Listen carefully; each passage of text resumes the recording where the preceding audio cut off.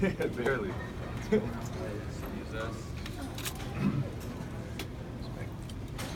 Danny? Good afternoon, everybody. It's been a long 10 days, hasn't it? Very excited to officially announce. Mike Zarren flew to San Diego this morning to sign the contract with Gordon Hayward in his home or his gym, I'm not quite sure, very early this morning, and grateful for Mike doing that. We're very excited to have Gordon and Robin and their two children join our Celtic family, and we think he's a fantastic player, a great fit into our system. Very unselfish player that multifaceted and multi-positional and fits in great with what we're trying to do. Very excited to have Gordon on board. What was the build-up leading into it? I know there's a lot of anxiety for Celtics fans, the 4th of July and the days leading up to it. What was it like for you guys when you finally announced it? It was nerve-wracking, quite honestly. I think that we were hopeful when we felt like we had a great meeting with him on July 2nd and had a good day with him. When he left, we felt good about that, but we also know and respected his ties to Utah and his meeting also with Miami, a very good organization. Have a great deal of respect for us, so we really had no idea. He didn't really give us any hint when he left, and so we were just waiting like everybody else, like the rest of the world, when it came out with a premature report that he was coming to Boston, and when I heard from his agent that wasn't true, that he had not made a decision, I went, oh no, that could be really bad. So yeah, we were just on pins and needles the whole day until we finally got the word. How did he inform you guys? He informed us by the Players Tribune, but how did he inform you guys, you and Brad, the phone call? So his agent called me, I think right about the time the Players Tribune came out. Danny, why is he such a good fit, and how does he continue what you have built in the last couple of years? Well, he's a good fit because he's just a complete player. I mean, he'd fit with any team. He can play 1 through 4 positions, and he can handle the ball. He can play off the ball. He can defend multiple positions. He's a hard-nosed and very unselfish player that is capable of taking over stretches of games. He referenced in his article, Brad Stevens extensively in their connection. How, going into it and during it, did you feel that maybe that history and that connection would play in your favor? You know, I wasn't sure. I don't think Brad would be sure. Brad, I'm sure, will address this himself. But my feelings were that it could be a benefit. It could hurt us too, in the fact that they had such a strong bond years ago that you might not want to jeopardize that bond by getting into the stress and pressures of again, a completely different circumstance. So I didn't know how that would go, quite honestly. I know that Brad is a big part of why we're able to be in the home of Al Horford and Kevin Durant and Gordon Hayward these last 2 years. I think all 3 of them, not just Gordon, but I think all 3 of them will tell you that is a huge reason why they're very excited and interested with our team, is their fascination with Brad. Was there something about your presentation that you thought would stick with him, or that you walked away from the trial? Yeah, I mean, I think that Gordon, like most basketball players, like any of the guys I just mentioned, they're interested in basketball, and they're interested in how they can be utilized and how they'll fit in with the team and the scheme, and so that was the focus of the presentation by Brad and by our organization, is how he'll fit in with us.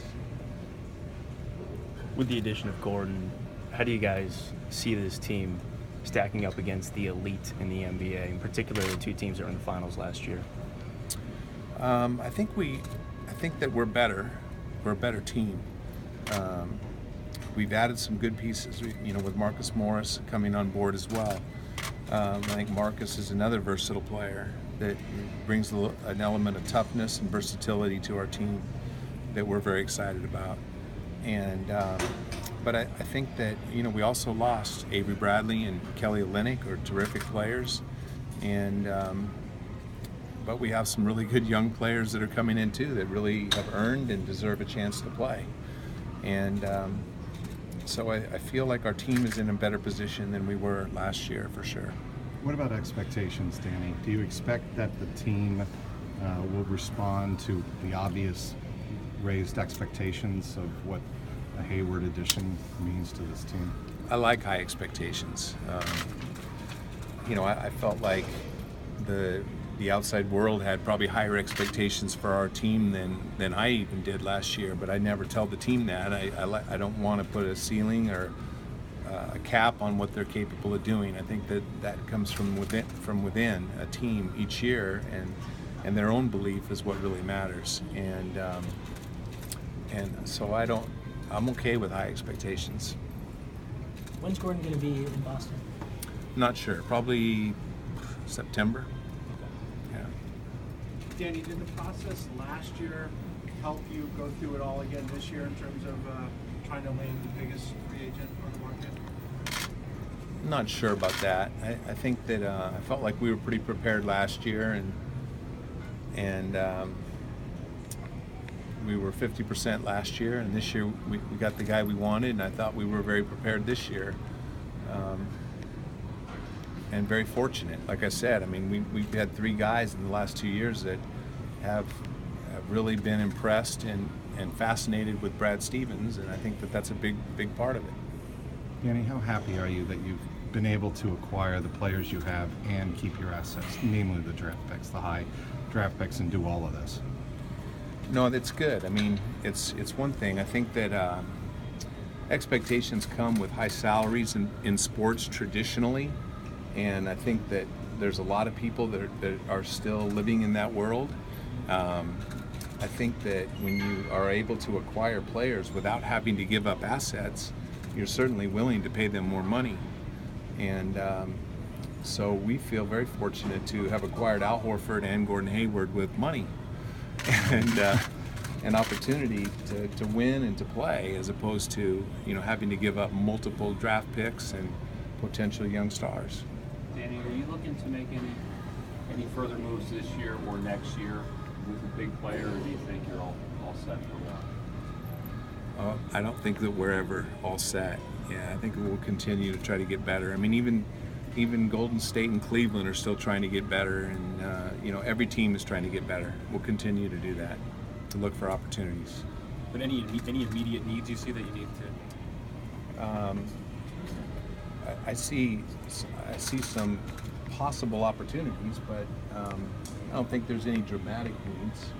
We need to be a better rebounding team this year, and we think that we've addressed that to some extent this summer, but we need to become a better shooting team, and we think we've addressed that. And we can always get better defensively and offensively, of course. With the Avery trade, obviously with signing or presumably agreeing with Gordon and put you guys in a position where you had to make a couple moves, how did that affect how you were able to negotiate the trade of Avery?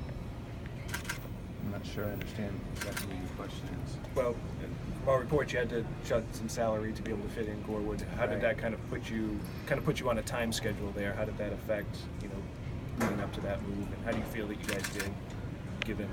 So it was challenging.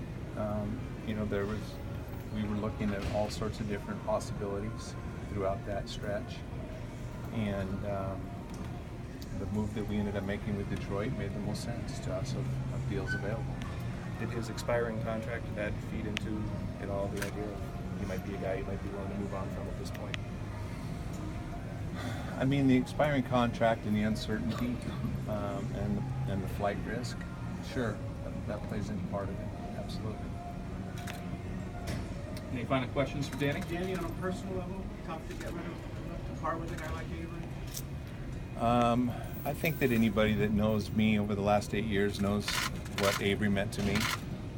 I'm not sure I need to address that any more than has been addressed in the past. But yeah, it's always tough to trade players away, but especially someone that you've grown that fond of, that you've helped raise up and had their back for many years.